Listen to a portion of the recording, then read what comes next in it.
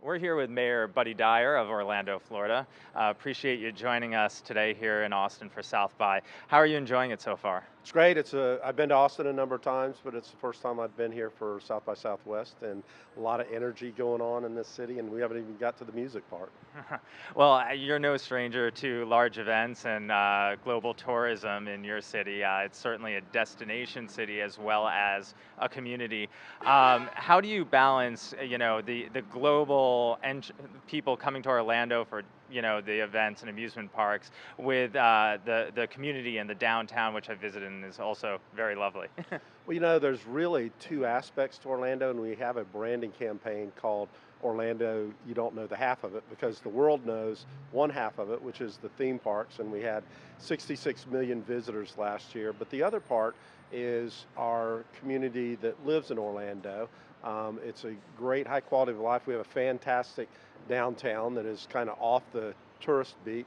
But then the other industries that we have, we're the leaders in modeling, simulation, and training. We have a large biomedical presence. We have a digital media village that's growing. So a lot of people don't know the business aspect of Orlando. Yeah, and in addition to that, your community is doing some innovative things. You won a Smart Cities Council grant, I believe, recently. One of 5 cities in the country to be awarded the Smart Cities Challenge, and we're one of 10 cities in the country that is an autonomous vehicle proving ground. So what we have tried to do is bring innovation to our community in several different ways.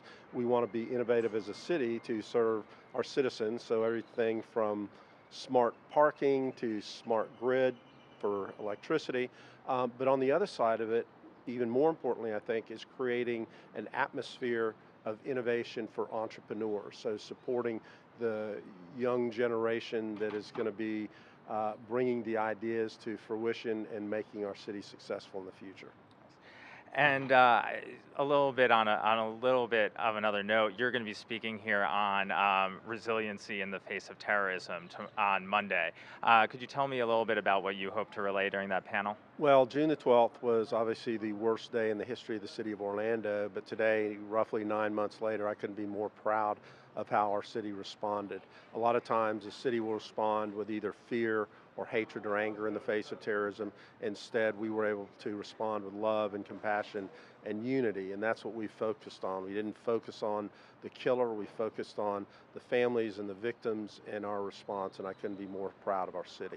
And your city certainly came together, and cities around the United States and the world really reached out to Orlando as well. Could you talk a little bit about, excuse me, the U.S. Conference of Mayors role or the network of mayors role in reaching out to you after that tragic event? Absolutely. So I probably had 300 either voicemails, text messages, or emails within the week after the Pulse tragedy, and I didn't have an opportunity really to return very many of them. I returned Rudy Giuliani's because I thought if anybody could give me a little advice, it was probably him. But a couple of weeks afterwards, we just happened to have the summer meeting of U.S. Conference of Mayors, and I was able to address all the mayors at that point and thank them for their support, because every one of them would come up and it would have a screenshot of their city hall lit up in rainbow colors, or this is a vigil that we held in our Central Park, or here's the bridge over the Mississippi that we lit up. And that was not just in the U.S., but all over the world. We could feel that love and support and compassion coming to Orlando. And one of the things you mentioned while talking with the mayors was how your investment in public safety, such as the Bearcat vehicle, was invaluable or extremely valuable, excuse me, in getting into the club and being able to save lives. Could you talk a little bit about investing in public safety and what it's meant, and especially at a time when it looks like grants might be scaled back in various ways? Unfortunately, I'm now kind of an expert on anti-terrorism and crisis management, so I've been asked to speak at a lot of different conferences related to that, and some of the lessons learned that I talk about are, in the role of the CEO or the mayor, your primary responsibility after an incident is the communication, making sure that everybody has concise information, knows what's going on, knows that you have it handled. But before, it's the preparation for any type of event. We have a lot of preparation for natural events, so we're prone to hurricanes in Florida, so we do a lot of that.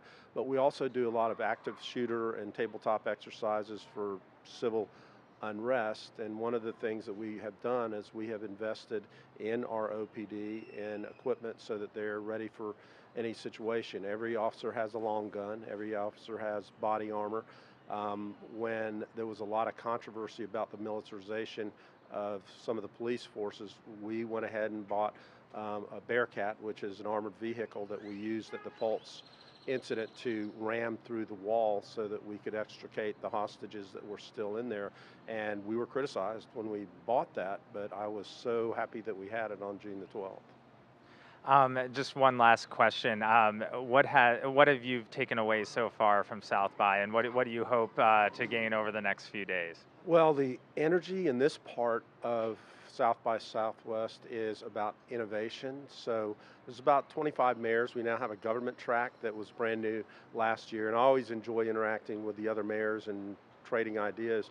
But the technology and the advances that may not have reached us just yet, that are being proven in other cities, is one of the things I came to learn about.